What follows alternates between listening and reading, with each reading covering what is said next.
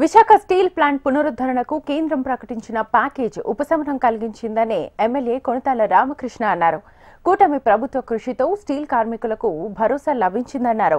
భవిష్యత్తులో ఉక్కు పరిశ్రమను అభివృద్ధి బాట పట్టించేందుకు ప్రత్యేక ప్రణాళికతో ముందుకు వెళ్తామన్నారు. స్టీల్ ప్లాంట్ ప్రైవేటీకరణ ఆపడంలో AP deputy CM Pawan Kalyan ప్రధాన పాత్ర పోషించారన్నారు. పవన్ కళ్యాణ్ పదవుల కోసం పోరాటాలు చేయలేదని ప్రజాక్షేమం కోసం పనిచేశారని అన్నారు. క్యాపిటల్ మైన్స్ కోసం ఎన్డీఏ కూటమి కృషి చేస్తోందని కొణతాల రామకృష్ణ అన్నారు.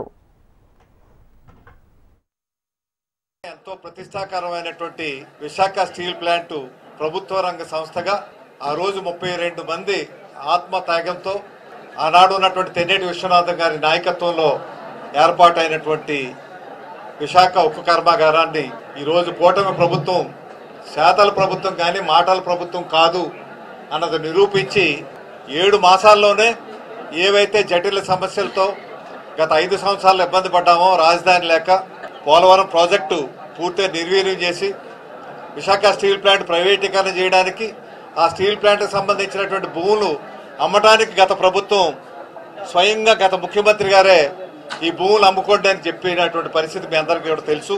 రాష్ట్ర ప్రభుత్వం అంగీకరించింది కాబట్టే ప్రైవేటీకరణ కార్యక్రమాన్ని ముందుకు తీసుకెళ్తున్నామని దేశ ఆర్థిక మంత్రి నిర్మలా సీతారామన్ గారు స్వయంగా పార్లమెంట్లో చెప్పినటువంటి సందర్భం మనందరికీ కూడా తెలుసు. ఇటువంటి పరిస్థితుల్లో కూటమి ప్రభుత్వం వచ్చిన వెంటనే 7వ మాసంలోనే ఇటువంటి ప్రతిష్టాకరమైనటువంటి స్టీల్ ప్లాంట్కి ఒక గట్టి పునాది మళ్ళీ వేయడం జరిగింది.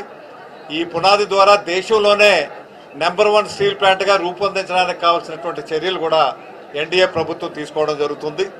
దీనికి విశాఖ ప్రజల తరపున, ఉత్తరాంధ్ర తరపున, తెలుగు రాష్ట్ర ప్రజల తరపున మన గౌరవ ప్రధానమంత్రి నరేంద్ర మోడీ గారికి నా హృదయపూర్వక ప్రజల తరపున అభినందనలు, కూటమి తరపున అభినందనలు వారికి తెలియపరుస్తా ఉన్నా. పరిపాలనలో అనుభవం లేకపోయినా ఒక డిప్యూటీ ముఖ్యమంత్రిగా ఈ దేశానికి, రాష్ట్రానికి ఏదో చేయాలి, ప్రజలకు చేయాలనే తపనతో తన కంకణం కట్టుకొని ఈ కూటమి ప్రభుత్వం ఏర్పాటు చేస్తామని చెప్పి, ముఖ్యంగా కూటమి ప్రభుత్వంలో ఎన్డీఏలో భాగస్వాములు అవడానికి ముఖ్యంగా దోహదపడ్డది పవన్ కళ్యాణ్ గారి వల్ల ఈ రోజు ఈ విజయం సాధించామంటే ఆ రోజు కూటమి ఏర్పడ్డాం కాబట్టే ఈ రోజు ఈ విజయం సాధించగలిగాం.